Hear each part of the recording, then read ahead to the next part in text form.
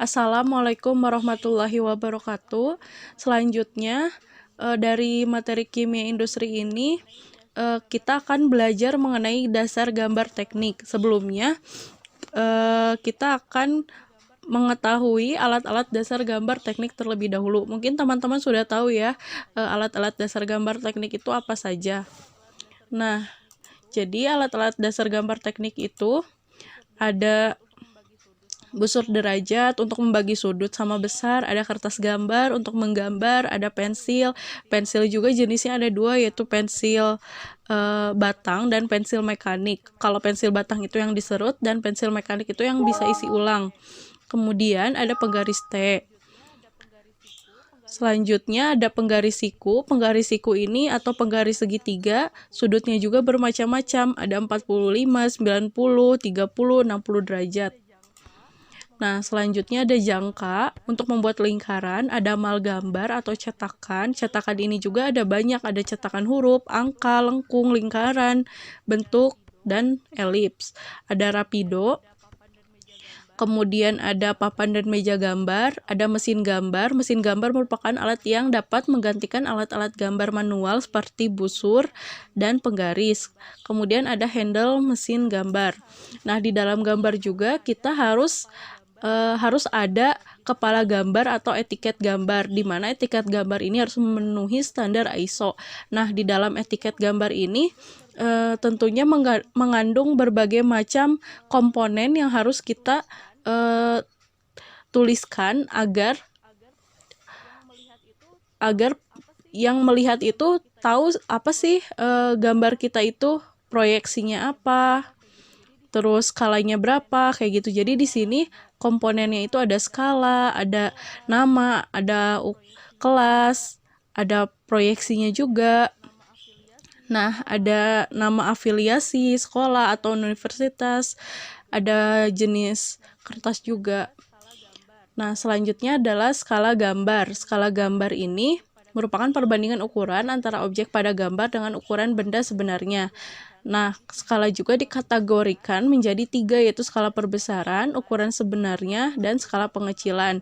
Dan beberapa skala yang direkomendasikan adalah seperti ini. Kemudian ada standar ukuran kertas dan pensil gambar. Biasanya kertas yang digunakan itu ada A0, A1, A2, A3, A4, dan A5. Sedangkan pensil gambar yang digunakan juga bervariasi ya, dari 4H, 5H, 6H, dari yang keras, lunak, hingga yang makin lunak.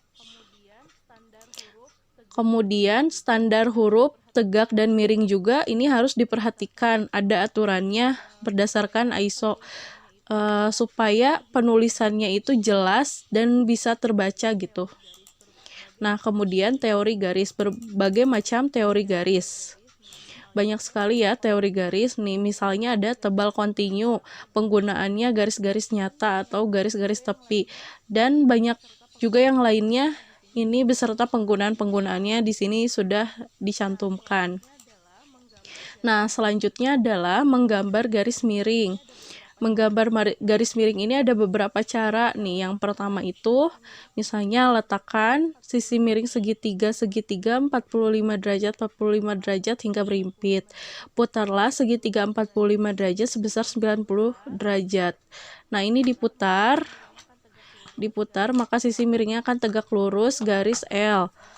Lalu tarik garis M sehingga membentuk garis miring. Nah, ini ada ilustrasi pembuatan garis miring. Ada cara pertama yang ini dan juga ada cara kedua. Nah, selanjutnya juga dibahas menggambar garis sejajar. Kemudian menggambar garis sejajar juga dibahas 2 cara.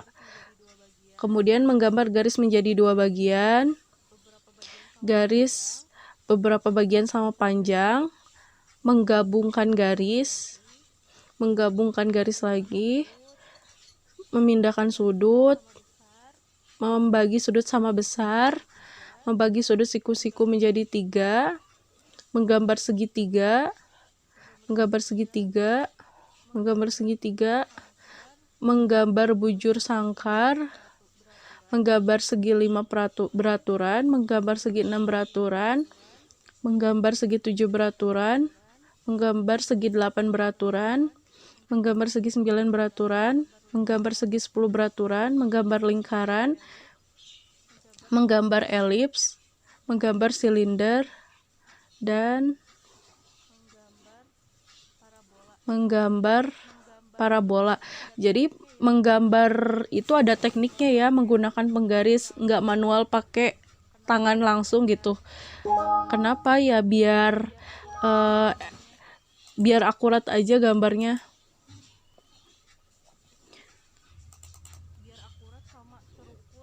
Biar akurat sama terukur sih gambarnya. Kemudian ada teori gambar dan proyeksi. Teori proyeksi adalah gambar dari benda nyata atau hayalan yang dilukiskan menurut garis-garis pandangan pengamat pada suatu bidang datar atau bidang gambar. Proyeksi juga berfungsi untuk menyatakan wujud benda dalam bentuk gambar yang diperlukan. Nah, di sini ada proyeksi non-piktorial dan gambar proyeksi piktorial. Gambar proyeksi piktorial adalah dimensi yang mendekati bentuk dan ukuran sebenarnya. Ini contohnya. Kemudian ada proyeksi aksonometri. Proyeksi di mana bidang-bidang atau tepi benda dimiringkan terhadap bidang proyeksi. Ini bentuk gambar proyeksi aksonometri. Selanjutnya ada proyeksi isometri. Gambar yang kedudukan sumbu-sumbu isometri dapat dipilih dengan tujuan dan hasil yang akan memberikan kesan gambar paling jelas. Jadi untuk proyeksi isometri dan dimetri ini ada sudut-sudutnya. Kemudian ada proyeksi trimetri. Proyeksi trimetri ini ada 3 sudut, yaitu sudut sumbu X, Y, Z.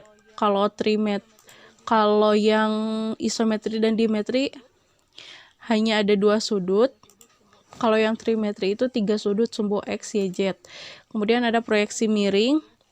Proyeksi gambar di mana garis-garis proyeksi tidak tegak lurus bidang proyeksi, tetapi membentuk sudut sembarang. Kemudian ada proyeksi perspektif. Garis-garis pandang dipusatkan pada satu atau beberapa titik. Nah, titik tersebut dianggap sebagai mata pengamat. Nah, ini banyak garis-garis proyeksinya. Kemudian ada proyeksi ortogonal. Proyeksinya mempunyai sudut tegak lurus terhadap proyektornya. Kemudian ada proyeksi Eropa, proyeksi yang letaknya terbalik dengan arah pandangan. Sedangkan proyeksi Amerika, letak bidangnya sama dengan arah pandangnya. Nah, ini proyeksi Amerika yang terbalik dengan arah pandang. Ini proyeksi Amerika sama dengan arah pandangnya. Jika diringkas, proyeksi ini ada 2 jenis, yaitu piktorial dan ortogonal, di mana proyeksi piktorial ini dibagi menjadi beberapa jenis. Ada aksonometri, isometri, dimetri, trimetri, miring, dan perspektif. Sedangkan ortogonal ada proyeksi Eropa atau kuadran 1, dan juga ada proyeksi Amerika atau proyeksi kuadran 2. Nah, ini di sini ada cara gambar proyeksi. Proyeksi isometri ini ciri-cirinya ada sumbu X dan Y yang memiliki ukuran 30 derajat dan sudut antara sumbu satu dan sumbu lainnya 120 derajat. Kemudian panjang gambar pada masing-masing sumbu sama dengan panjang benda yang digambarnya. Untuk mengetahui proyeksi isometri atau ortogonal yang digunakan dalam gambar, kita perlu mengetahui ciri-ciri dari setiap isometri tersebut. Nah, ini ada proyeksi normal. Kemudian ada proyeksi terbalik. Proyeksi terbalik ini didapatkan dengan cara memutar 180 derajat ke arah kanan dari keadaan normalnya. Kemudian ada proyeksi horizontal, memutar 270 derajat ke kanan dari kedudukan normalnya. Kemudian ada proyeksi ortogonal. Gambar proyeksi dengan sudut tegak lurus terhadap bidang proyeksi. Selanjutnya, nah, ini proyeksi ortogonal bidang. Ini proyeksi ortogonal benda. Kemudian ada macam-macam pandangan. Ada tampak atas, tampak depan, tampak bawah, tampak kanan, tampak kiri, tampak belakang. Nah, suatu ruang akan menjadi dibagi bidangnya itu ada bidang depan, vertikal, horizontal. Nah, bidang-bidang yang membatasi ini disebut dengan kuadran. Misalnya, ruang di atas bidang H, di depan bidang D, dan di samping kanan bidang V disebut kuadran 1. Begitupun yang lainnya sampai kuadran 4. Ini ada proyeksi Amerika atau proyeksi kuadran 3, letaknya bidang H, V, dan D. Di model proyeksi Amerika digambarkan sebagai berikut. Bidang H ditempatkan di atas, D di depan, V di samping kanan. Nah, kalau diuraikan menjadi seperti ini gambarnya. Nah, kemudian ada proyeksi Eropa. Letaknya itu di depan bidang D, di sebelah kanan bidang V, ada di kuadran 1.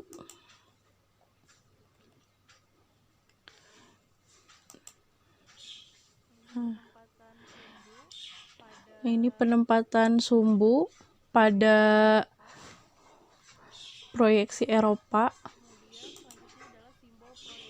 Kemudian selanjutnya adalah simbol proyeksi dan anak panah.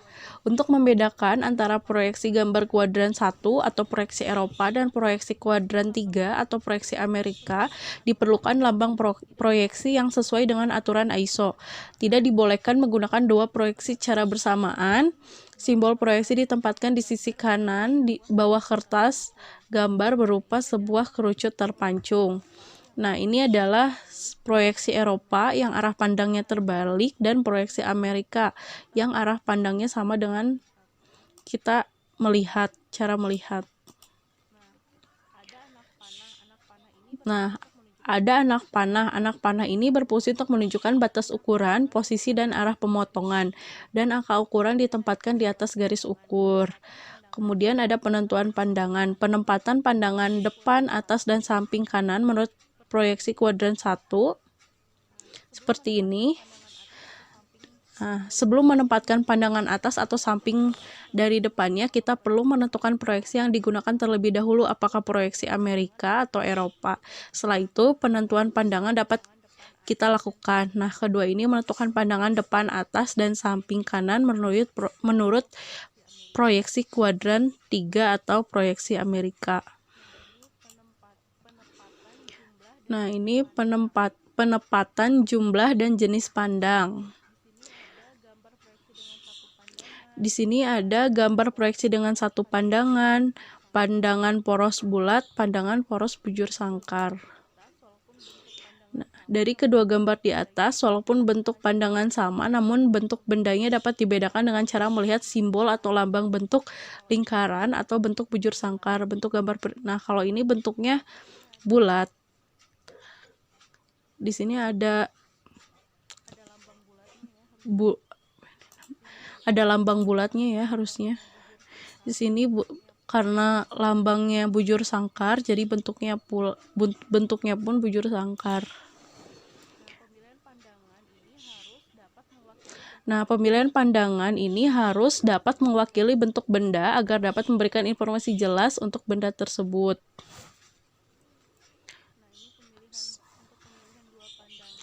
Nah, ini untuk pemilihan dua pandangan.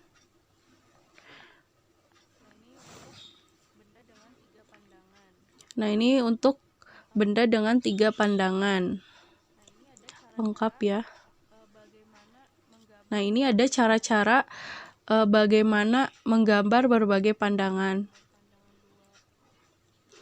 Ini menggambar pandangan 2. Ini. Cukup sekian untuk materi dari gambar teknik.